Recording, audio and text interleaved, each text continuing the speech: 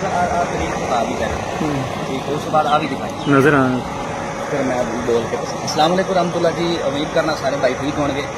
ਅਸੀਂ ਇਸ ਸੜਕ ਤੋਂ ਗੁਜ਼ਰ ਰਹੇ ਹਾਂ ਔਰ ਇਸ ਸੜਕ ਦੀ ਤੁਹਾਨੂੰ ਅੱਗੇ ਜਾ ਕੇ ਹਾਲਤ ਵੀ ਵਿਖਾਵਾਂਗੇ। ਲਿਹਾਜ਼ਾ ਕੁਝ ਦਿਨ ਪਹਿਲੇ ਇਹ ਬੋਰਡ ਇੱਥੇ ਲਾ ਕੇ ਜਾ ਚੁੱਕੇ ਨੇ, ਲੇਕਿਨ ਸਾਨੂੰ ਇਹ ਨਹੀਂ ਪਤਾ ਕਿ ਇਹ ਬੋਰਡ ਇਹ ਸੜਕ ਬਣਾਈ ਕਿੱਥੇ ਔਰ ਰਾਤੋਂ ਰਾਤ ਇਹ ਬੋਰਡ ਲੱਗ ਚੁੱਕਿਆ, ਲੇਕਿਨ ਇਹ ਸੜਕ ਦਾ ਕੋਈ ਕੰਮ ਨਹੀਂ ਹੋਇਆ ਔਰ ਇਸ ਸੜਕ ਤੇ ਕੋਈ ਮਟੀਰੀਅਲ ਨਹੀਂ ਅਜੇ ਤੱਕ ਪਹੁੰਚਿਆ।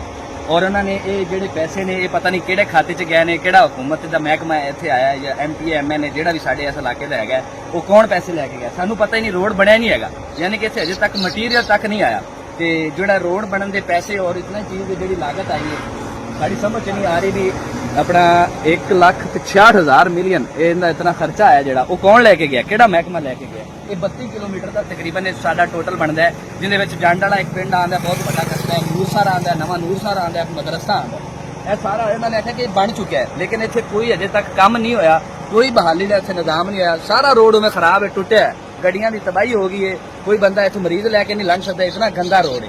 ਲਿਹਾਜ਼ਾ ਅਸੀਂ ਹਰ ਮਹਿਕਮੇ ਦੇ ਅੱਗੇ ਰਿਕੁਐਸਟ ਕਰਨੇ ਹੈ ਕਿ ਜਿਹੜਾ ਬੰਦਾ ਬੋਰਡ ਲਾ ਕੇ ਗਿਆ ਉਹ ਸਾਨੂੰ ਕਲੀਅਰ ਕਰੇ ਕਿ ਰੋਡ ਕਿੱਥੇ ਬਣਾਇਆ ਹੈ। ਰੋਡ ਇੱਥੇ ਬਣਿਆ ਨਹੀਂ, ਆਵਾਮ ਉਵੇਂ ਜ਼ਲੀਲ ਹੋ ਰਹੀ ਹੈ ਤੇ ਰੋਡ ਬਣਾ ਕੇ ਤੇ ਪੈਸੇ ਲੈ ਕੇ ਤੇ ਸਾਰਾ ਮਹਿਕਮੇ ਖਾ ਗਏ ਨੇ।